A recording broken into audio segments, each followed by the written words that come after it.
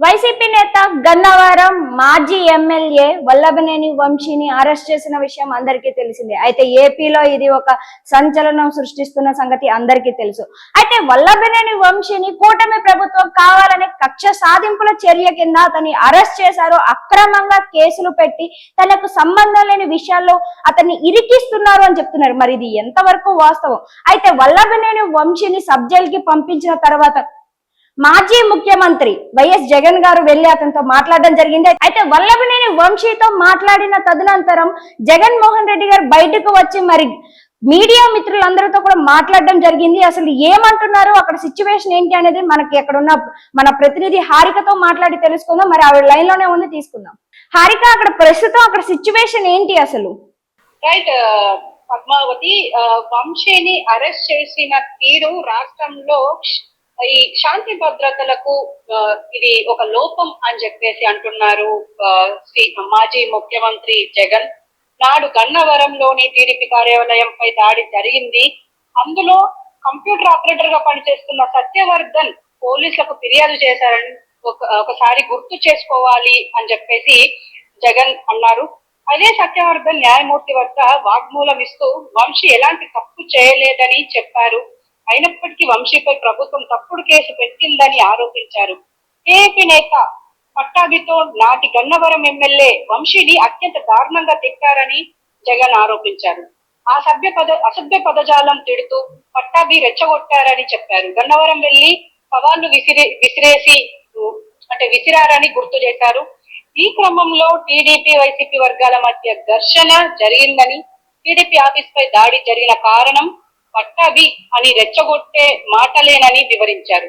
పోలీసులు లాఠీ చార్జ్ చేసి అందరినీ చెదరగొట్టారని వివరించారు. అయితే ఆ సమయంలో వైసీపీ ప్రభుత్వం ఉన్నప్పటికీ పోలీసులు పక్షపాతం చూపించలేదని, రెండు వర్గాలపై కేసులు నమోదు చేశారని, అంటే మేము ప్రభుత్వంలో ఉన్నప్పటికీ ఆ వైసీపీ నేతల మీద కార్యకర్తల మీద కేసులు పెట్టారు, అటు టీడీపీ వాళ్ళ మీద కూడా పెట్టారు అని చెప్పి ఆ కాంటెక్స్ట్ లో మాట్లాడారు.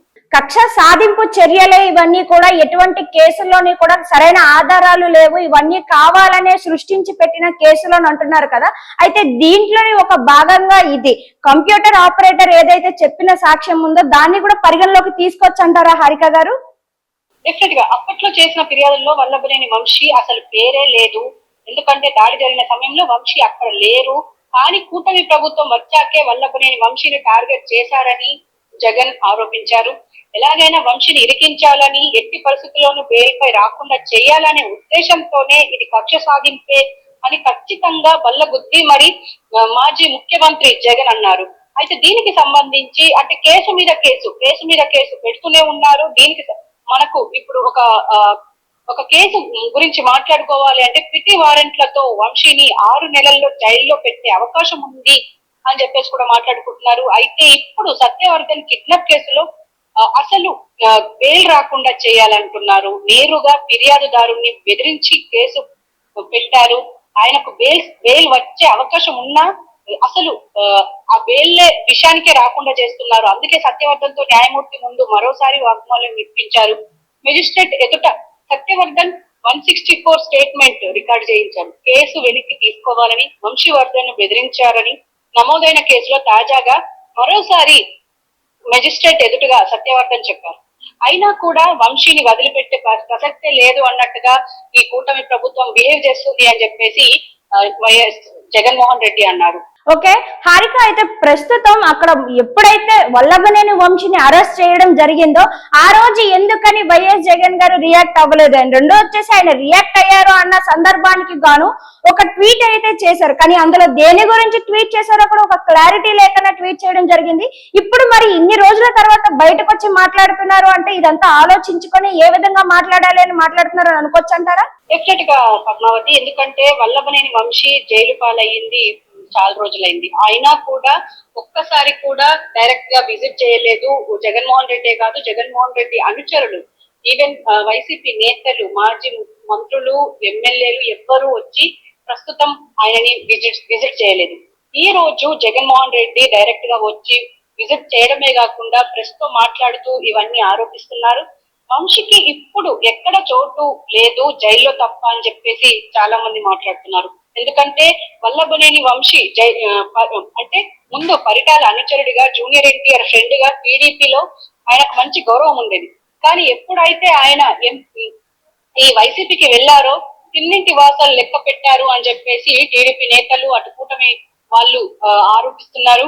అయితే ఇటు ఒక పక్క వైసీపీలో ఉంటూ అటు టీడీపీని ఎన్నిసార్లు తిట్టారో, ఎన్నిసార్లు విమర్శించారో అని, అంటే కడుపుకు అన్నం తినే వాళ్ళు ఇలాంటి మాటలే మాట్లాడారు. కానీ వల్లభనేని వంశీ ఇలా మాట్లాడారు అని చెప్పేసి అయితే అంటున్నారు. వంశీని అరెస్ట్ చేసిన రోజున కూడా జగన్మోహన్ రెడ్డి స్పందించలేదు, ఇది వాస్తవమే. అయితే ఓ రోజు మధ్యాహ్నం మాత్రం ట్వీట్ పెట్టారు. అందులో వంశీది ఆయన తప్పు ఉందన్నారో లేదన్నారో ఎవరికి అర్థం కాలేదు. ఇతర సోషల్ మీడియా కార్యకర్తల సమయంలో కూడా వెంటనే ట్వీట్లు పెట్టి వారి కుటుంబాలను పిలిపించుకొని మాట్లాడు. కానీ వంశీని సర్వనాశనం చేసి ఇప్పుడు పట్టించుకోవడం లేదని విమర్శలు చేశారు. అంటే ఇప్పుడు అధికారంలో ఉన్న కూటమి.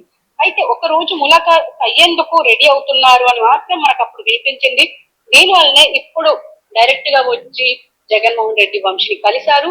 కలవడమే కాకుండా డైరెక్ట్ గా ఎవరైతే ఇప్పుడు ప్రెస్ తో మాట్లాడుతున్నారు ఇవన్నీ, అంటే ఇప్పుడు ఎవరైతే ఆ కంప్యూటర్ ఆపరేటర్ ఉన్నారో ఆ కంప్యూటర్ ఆపరేటర్ ది తప్పు, అసలు ఆయననే, అంటే ఆయనని కిడ్నాప్ చేశారు అది ఇది అని చెప్పేసి ఆరోపిస్తున్నారు. మరి ఏం జరుగుతుందనేది ఖచ్చితంగా ఎదురు చూడాల్సిందే. మరి వల్లభనేని వంశీ కేసు ఇంకా ఎక్కడి వరకు వెళ్తుందనేది మనం ముందు చూడాల్సిందే. జగన్మోహన్ రెడ్డి దీనిపైన ఇన్ని రోజులకి ఆయన బయటకు వచ్చి మాట్లాడడం అనేది అందరిలోని ప్రశ్నార్థకంగానే మిగిలింది. అయితే దీనికి సంబంధించి ఇప్పుడు వల్లభనేని వంశీకి తన ఎటువంటి న్యాయం చేయబోతున్నారు, ఎలా చేస్తారు అనే దాంట్లో కూడా చాలా మంది ప్రశ్నిస్తున్నారు. అయితే దీనికి సంబంధించిన సమాచారం అసలు ఏమిచ్చారంటారు? డెఫినెట్ గా వంశీకి నష్టాన్ని అంటే ఆ జగన్ ఎలా భర్తీ చేస్తారు అనేది ఖచ్చితంగా ఎదురు చూడాల్సింది. ఎందుకంటే వల్లభనేని వంశీ జైలు పాలు అవ్వడానికి కారణమే వైఎస్ జగన్మోహన్ రెడ్డి అని చెప్పేసి అందరు అంటున్నారు. ఎందుకంటే మనం ఇందాకనే మాట్లాడుకున్నట్టు, అంటే వంశీ ముందు పరిటాల అనుచరుడిగా ఉండేవారు, ఎన్టీఆర్ కి ఫ్రెండ్ గా ఉండేవారు. ఎప్పుడైతే అక్కడ మంచి స్థానమే ఉండేది. ఓసారి ఎంపీ సీటు కూడా, 2 సార్లు ఎంపీ సీటు, 2 సార్లు గన్నవరం ఎమ్మెల్యే సీటు ఇచ్చారు. అయినా జగన్మోహన్ రెడ్డి మాయలో పడి తిన్నింటి వాసాలు లెక్క పెట్టారు అని చెప్పేసి అంటారు. అయితే టీవీల ముందు కూర్చొని ఆయన ఒకే రకంగా విమర్శలు చేస్తూనే ఉండేవారు. అయితే అంటే అసలు అసభ్యకరమైన మాటలు కూడా వంశీ మాట్లాడేవారు అని చెప్పేసి అంటున్నారు. మరి ఇప్పుడు ఏం చేస్తారనేది మాత్రం ఖచ్చితంగా చూడాల్సిందే. జగన్మోహన్ రెడ్డి ఇప్పుడు అధికారంలో లేకపోయినప్పటికీ ఇప్పుడు ఈ రోజు గన్నవరంకి రావడం, బెంగళూరు నుంచి రావడం, పైగా ఆయనను కలవడం, ఇదంతా ఒక ఆసక్తి నెలకొంటుంది. మరి ఇప్పటి నుంచి వైసీపీ నేతలు ఖచ్చితంగా మరి ఇప్పుడు ఇప్పటి నుంచి స్పందిస్తారా లేదా అనేది చూడాలి. ఎందుకంటే YS Jaganmohan Reddy first time వచ్చి కలిశారు అండ్ స్పందించారు. ఇంతకు ముందు ట్వీట్ పెట్టినా కూడా ఆ ట్వీట్ అసలు ఎవరికి అర్థం కాకుండానే ఉంది. మనం ఇంతకు ముందు మాట్లాడుకున్నట్టు చూడాలి ఏం జరుగుతుంది అనేది. Okay, right Harika. అసలు వల్లభనేని వంశీ అంటే రాజకీయాలకి పరిచయం చేసిందిగా టీడీపీ పార్టీనే చెప్తారు. మరి అలాంటిది తిన్నింటి వాసాలే లెక్క పెట్టారు వల్లభనేని వంశీ.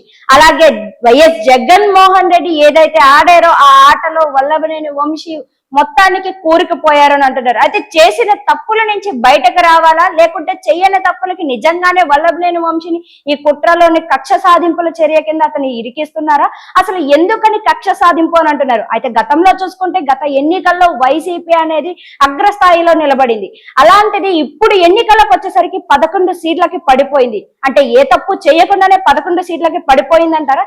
అంటే దాంతో పాటుగా చూసుకుంటే వల్లభనేని వంశీని ఎలా అయితే అరెస్ట్ చేశారో అదే తీరులోని ఇంకా ఈ కుట్రల్లో ఎవరెవరైతే భాగమై ఉన్నారో ప్రతి ఒక్కరిని కూడా అరెస్ట్ చేస్తామని అనేసి ప్రస్తుతం ఉన్న ప్రభుత్వం అయితే వెల్లడిస్తుంది. అయితే దీనిలో కొంతమంది పేర్లు కూడా బయటకు వచ్చినాయి. కొడాలి నానితో పాటు మరికొందరు పేర్లు కూడా దీనికి జోడించారు. అయితే ఇది ఎంతవరకు వాస్తవం, ఈ తప్పులు ఎంతవరకు నిజా నిరూపణలు జరుగుతాయి అనే దాన్ని తెలుసుకోవాల్సి ఉంది.